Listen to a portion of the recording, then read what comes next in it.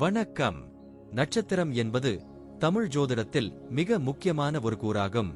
ஒவ்வொரு நபரின் பிறந்த நேரத்தில் சந்திரன் விண்மீன் பந்தலின் எந்த பகுதியை சுற்றி சுழலுகிறானோ அந்த இடத்திற்கு ஏற்பவே அந்த நபரின் பிறந்த நட்சத்திரம் நிர்ணயிக்கப்படுகிறது.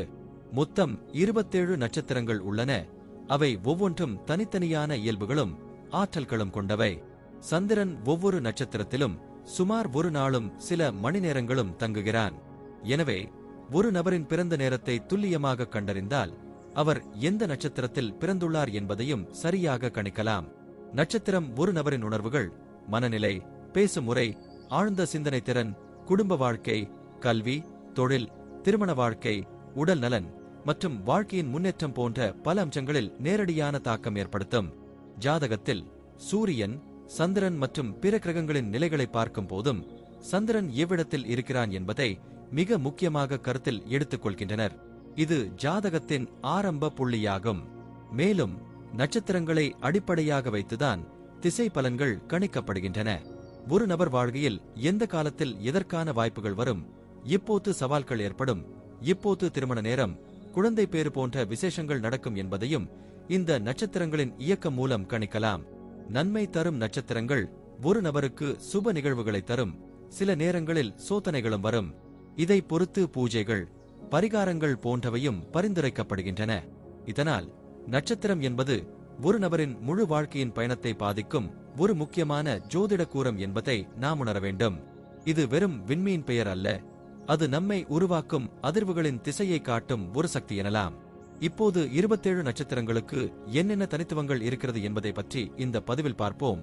இந்த பதிவை பார்ப்பதற்கு முன்பு இந்த சேனலை சப்ஸ்கிரைப் பண்ணாதவங்க சப்ஸ்கிரைப் பண்ணிக்கோங்க, பெல் பட்டனை கிளிக் பண்ணி வச்சுக்கோங்க.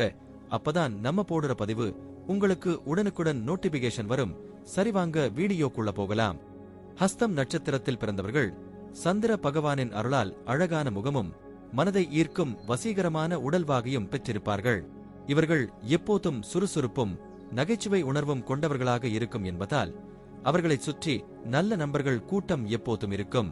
அவர்களுடன் எளிதில் பழகி உறவுகளை கட்டி எழுப்ப முடியும். தம்முடைய தன்மையை வெளிப்படுத்த சுய தொழிலில் ஈடுபட விரும்புவர். அவர்களது பணியில் அவர்கள் பெரும் மதிப்பையும் மரியாதையையும் பெறுவார்கள். முடிவுகளில் ஒருமித்தமான நிலைப்பாட்டுடன் கடுமையான கொள்கைகளுடன் இருப்பதால் சிக்கனமாகவும் நியாயமாகவும் செயல்படுவார்கள்.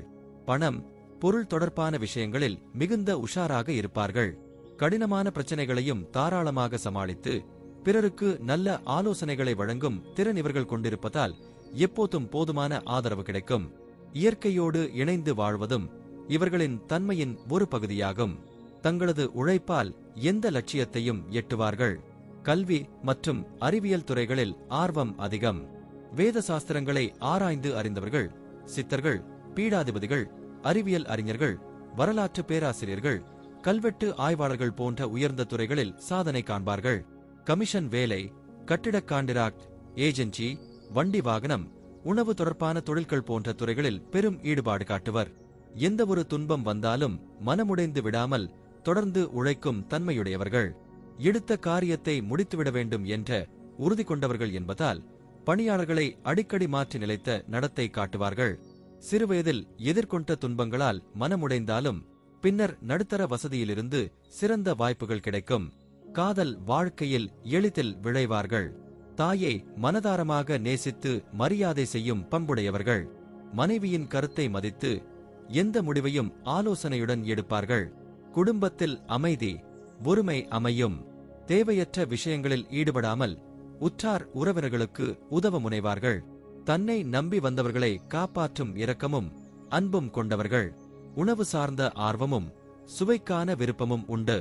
இந்த நட்சத்திரத்தில் பிறந்தவர்கள் நீர் சம்பந்தப்பட்ட பாதிப்புகள், தோல் பிரச்சனைகள், கண்கள் மற்றும் மூக்கில் நோய்கள், உடலில் கெட்ட நீர் சேர்வு போன்றவற்றால் மருத்துவ செலவுகள் அதிகரிக்கும் அபாயம் உள்ளது. ஆகையால் ஆரோக்கிய பராமரிப்பில் கவனம் செலுத்த வேண்டும். அஸ்தம் என்றால் உள்ளங்கை என்று பொருள். இதன் அதிபதி சந்திரன், ராசிநாதன் புதன் என்பதால் இந்த நட்சத்திரத்தில் பிறந்தவர்கள் பிறருக்கு உதவும் பண்பும் தர்மம் கடைபிடிக்கும் மனப்பான்மையும் கொண்டவர்கள். தர்மத்திற்காக செலுத்தும் முயற்சிக்கு எதிர்பாராத பல மடங்கு செல்வமும் அன்பும் கிடைக்கும். இப்போதும் தேனியின் செயல் போல சுறுசுறுப்புடன் இருப்பார்கள்.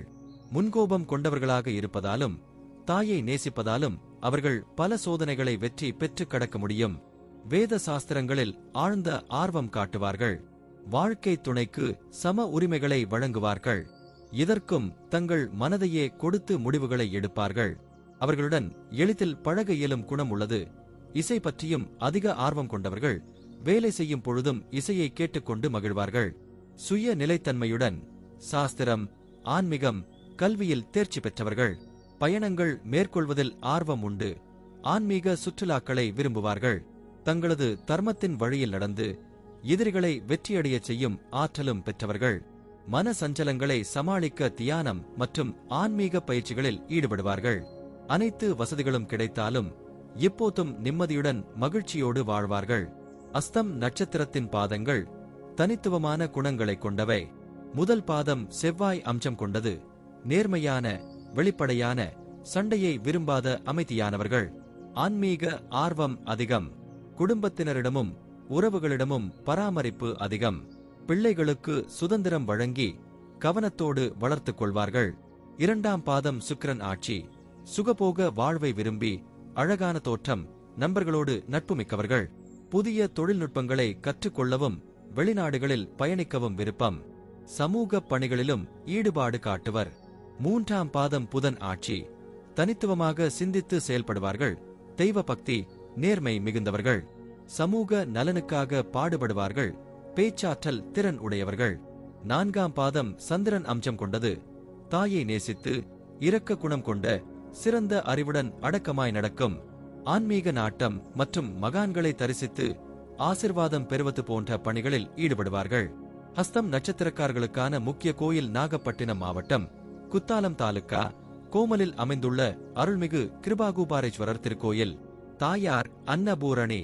இங்கு ஹஸ்தம் நட்சத்திரக்காரர்கள் தங்கள் தோஷங்களை நீக்க, திருமண தடை தீர்க்க, குழந்தை பாக்கியம் பெற வழிபடுகின்றனர். குடும்ப நலன் மற்றும் அமைதிக்காகவும் இங்கு பிரார்த்தனை செய்யப்படுகிறது. நன்றி. இப்ப நான் சொன்ன அனைத்து விஷயங்களும் பொது பலன் மட்டுமே. உங்களுடைய சுய ஜாதக அடிப்படையில் சில விஷயங்கள் மாறுபட்டு நடப்பதற்கு வாய்ப்புகள் உண்டு. இருந்தாலும் பெரும்பாலான விஷயங்கள் நான் கூறியபடியே உங்க வாழ்க்கையில் நடைபெறும். இந்த வீடியோ உங்களுக்கு பிடித்திருந்தால் நான் அடுத்த பாகம் 2 எடுக்க தயாராக உள்ளேன். பாகம் 2 வேண்டும் என்றால் பாகம் 2 என்று டைப் செய்யவும். பெரும்பாலான நண்பர்கள் பாகம் 2 வேண்டும் என்றால் விரைவில் பாகம் 2 வீடியோ பதிவு செய்கிறேன். இந்த வீடியோ உங்களுக்கு பிடித்திருந்தால் லைக், ஷேர் மற்றும் சப்ஸ்கிரைப் செய்யுங்கள். பக்கத்தில் உள்ள ஆல் பட்டனை கிளிக் பண்ணி வைத்துக் கொள்ளுங்கள். அப்பொழுதுதான் நாங்கள் போடும் வீடியோ உங்களுக்கு உடனுக்குடன் நோட்டிபிகேஷன் வரும்.